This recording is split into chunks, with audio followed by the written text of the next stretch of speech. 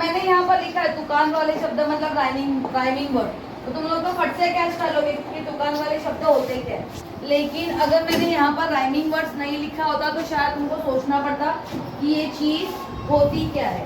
सो यहाँ पर मैंने कुछ मीनिंग लिखा हुआ है, इसका डेफिनेशन लिखा है। संज्ञा क्या लिखा है? शब्दों के अंत में एक समान लगने वाला शब्दांश दिखाई देता है, उसे तुकान शब्द कहते हैं। शब्दों के अंत में मतलब कोई भी दो शब्द लेते हैं।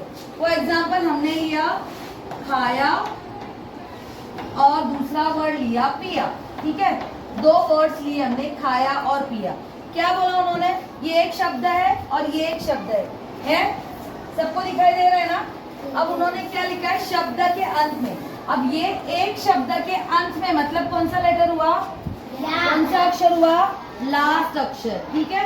अब लास्ट अक्षर एक समान लगने वाला शब्दांश दिखाई देता है। अभी ऐसा ही सेम अक्षर अभी यहाँ पर मैंने लिखा है खाना, ठीक है। 3 वर्ड्स लिखा है मैंने। अब इसके लास्ट में कौन सा अक्षर आया है? या। इसके लास्ट में या। और इसके आखिरी में ना। अभी आप बताओ, खाया, पिया और खाना, इन दोनों में तुकांत वाले शब्द कौन से हुए? खाया, खाया। कौन बताएगा? बताओ। खाया, पिया। खाया और पिया, वेरी गुड। समझ में आया? मतलब शब्दों का अंश मतलब आखिरी अक्षर क्या होना चाहिए? सुनने में एक समान। खाया, पिया, खाना, पीना, खिलाना, पिलाना, रोना, सोना, उठना, है ना। ऐसे ही सारे वर्ड्स को क्या बोला जाता है? तुकांत वाले शब्द। अब तुकांत वाले शब्द पहचानने के 3 तरीके। सबसे पहला तरीका, तुकांत वाले शब्द सिर्फ कविता में आते हैं। किसमें आते हैं? कविता में आते हैं। दूसरा पहचानने का तरीका है कविता के जो सेंटेंस होता है ना, वाक्य, कविता का जो वाक्य होता है उसके आखिर में ये वर्ड लिखा जाता है, सबसे लास्ट में वो वर्ड लिखा जाता है। और तीसरा जो हमने सीखा, लास्ट अक्षर एक समान होना चाहिए सुनने के लिए। तो आपको समझ में आया? अभी मैं आपको बताती हूँ, आपके पास टेक्स्ट बुक है ना सबके पास? आपकी एक कविता थी दादी माँ,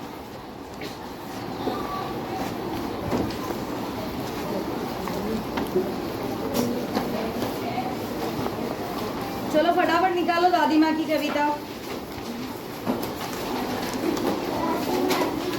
दादी माँ की नहीं तो भी चंदा मामा निकालो। चंदा मामा है पेज नंबर 7 पे, पेज नंबर 7, 7 नंबर पेज पे है। निकाले? अब ये कविता के पहले 4 लाइन, एक स्टांजा कौन पढ़ के बताएगा? पढ़ो। चंदा मामा दूर के पुए पकाए पूर के। चंदा मामा दूर के पुए पकाए पूर के। अब कौन बताएगा इसमें तुकांत वाला शब्द कौन सा है? जोर से मिस। आप बताओ। दूर और पुर। दूर और पुर क्यों आया? क्योंकि उनका एक तो कविता में आए, दूसरा वो कविता के पूरा जो वाक्य बना है उसके आखिर में आए, और लास्ट वर्ड क्या हुआ? सेम हुआ। इसके वजह से वो कौन सा शब्द बना?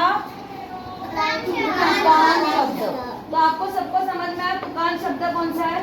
लाइन, दूसरी वाली लाइन पढ़ो। आपका प्याली में, मुन्ने बोले प्याली में। कौन बताएगा इसमें तुकांत वाले शब्द? Second batch. थाली प्याली।